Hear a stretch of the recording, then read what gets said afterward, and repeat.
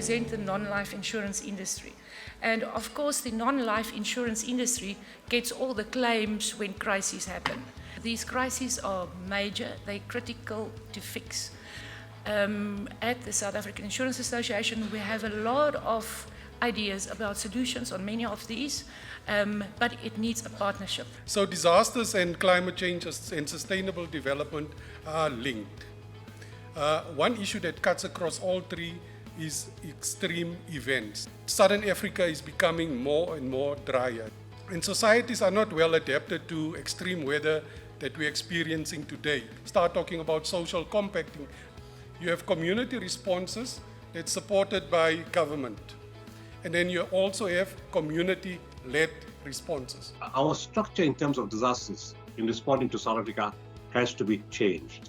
And the other problem is nobody wants to take responsibility.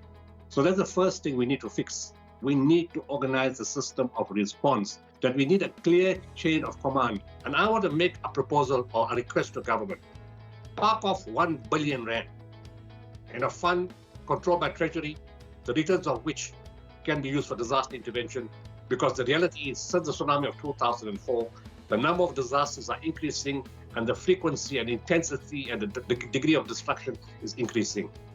The tripartite forums, they consist of the DMRE, which is government. They consist of organized labor. They also consist of the employers, which is business, whereby we regularly meet.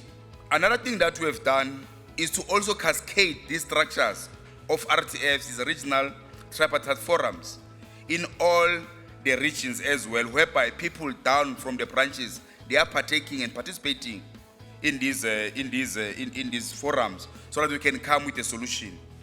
As the recently released Nedlac report on learning the lessons, creating a legacy correctly depicts, without the role played by the social partners at Nedlac, the harm to the economy and society could have been very much greater.